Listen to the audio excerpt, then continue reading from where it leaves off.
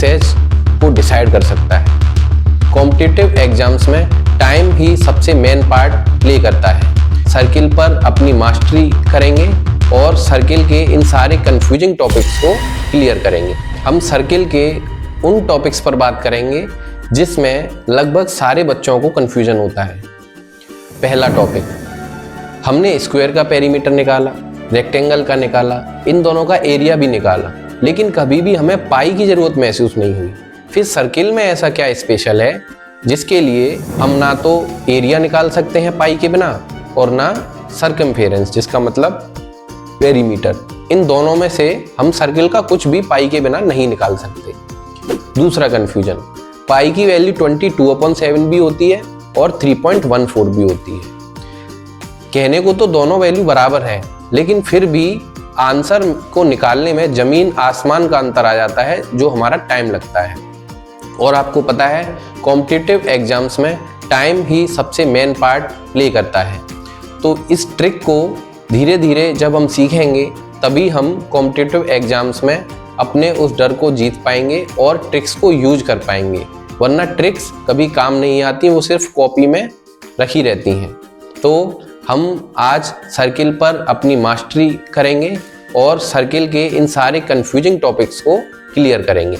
सबसे पहले हम स्टार्ट करेंगे अपने पहले कंफ्यूजन से, और वो कंफ्यूजन ये था कि हमें पाई की ज़रूरत सर्किल में ही क्यों पड़ी। हम देख सकते हैं कि ट्रायंगल हो, रेक्टेंगल हो, स्क्वायर हो, इन सब की साइड्स सीधी होती हैं, मतलब इन्हें हम आसानी से मेजर कर सकते हैं। हम स्केल लेंगे और उन सारी साइड्स को मेजर कर सकते हैं, लेकिन सर्किल में कोई साइड ही नहीं होती, मतलब ये पूरा गोल होता है। और अगर आप स्केल लो और आप उसको मेजर करना चाहो तो आप मेजर ही नहीं कर पाओगे। आप स्केल तो रखोगे, लेकिन आपको ये ही नहीं पता चलेगा कि साइड मुझे मेजर क्या करना है। वहीं अगर रेक्टेंगल, स्क्वायर, ट्रायंगल या किसी भी पॉलीगन की बात करें, उन सब में हम उनकी साइड्स को आसानी से स्केल से मेजर कर सकते हैं। तो ये हुआ कि पाई की ज़रूरत हमें सर्किल में क्यों पड़ी, उसका पहला स्टेप। क्योंकि सर्किल गोल है, इसकी कोई भी स्ट्रेट साइड नहीं होती, इसलिए इसका एरिया और पेरीमीटर निकालना दूसरों से थोड़ा सा तो स्पेशल होना ही चाहिए। अब हम आते हैं अपने दूसरे कन्फ्यूजन पर। वो दूसरा कन्फ्यूजन ये था कि पाई की दो वैल्यू होती हैं, 22/7 और 3.14।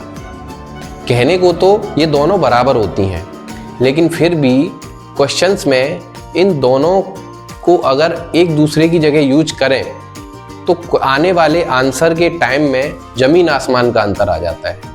अगर हम सॉल्यूशन सही से करें तो आंसर तो लगभग सेम आएगा, लेकिन समय बहुत ज़्यादा लगता है और कॉम्पिटिटिव एग्जाम्स में टाइम की वैल्यू बहुत ज़्यादा होती है।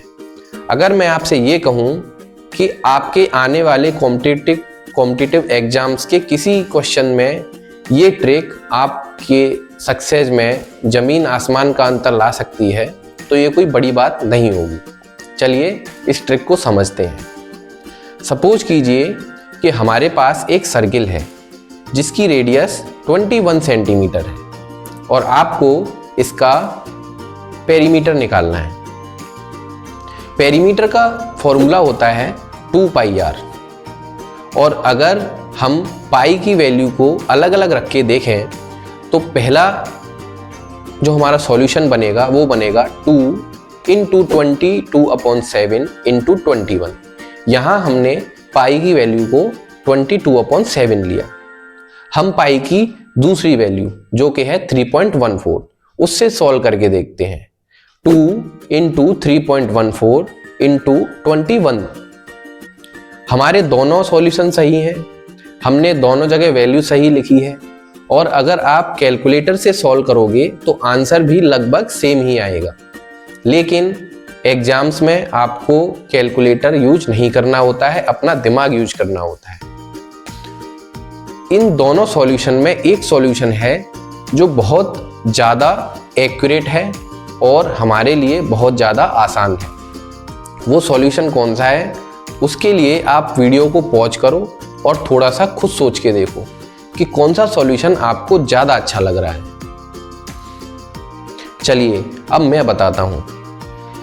अगर हम पहला सॉल्यूशन देखें जिसमें हमने पाई की वैल्यू 22/7 ली है, उस सॉल्यूशन में 2 इंटू 22/7 इंटू 21 करने पर हम ये साफ देख सकते हैं कि हम 7 से 21 को 3 टाइम्स डिवाइड कर सकते हैं और हमारा सॉल्यूशन बहुत ही आसानी से आगे सॉल्व हो जाएगा। 2 इंटू 22 इंटू 3। वहीं अगर हम पाई की वैल्यू को 3.14 लें तब हम देख पाएंगे कि तब हमारा सॉल्यूशन बनेगा 2 इंटू 3.14 इंटू 21। मैं ये गारंटी के साथ कह सकता हूँ कि आपको ऊपर वाला सॉल्यूशन करने में अगर 1 मिनट लगती है तो नीचे वाला सॉल्यूशन करने में 2 मिनट से ज़्यादा लगेंगे और यही एक स्टेप आपकी सक्सेस को डिसाइड कर सकता है। इसलिए मैं ये ध्यान रखूँगा कि जब भी मैं आपको मैथ्स के टॉपिक पढ़ाऊँगा तब आपको ये छोटी छोटी ट्रिक्स मैं बताता जाऊँ, क्योंकि इन ट्रिक्स को एक दिन में तैयार नहीं किया जा सकता, ना 1 साल में तैयार किया जा सकता है। ज़्यादातर ये ट्रिक्स बस कॉपी में लिखी हुई रह जाती हैं, कभी भी एग्जाम के टाइम पे स्ट्रेस में हमारे दिमाग में क्लिक ही नहीं करती। लेकिन अगर हम धीरे धीरे इन ट्रिक्स को समझते हुए चलेंगे और 5-6 साल की प्रैक्टिस के बाद जब हम किसी भी कॉम्पिटिटिव एग्जाम में बैठेंगे तब हम औरों से काफ़ी आगे निकल चुके होंगे। तो इसी के साथ मैं ये लेक्चर फिनिश करता हूँ और उम्मीद करता हूँ कि आपको सर्किल समझ में आया होगा।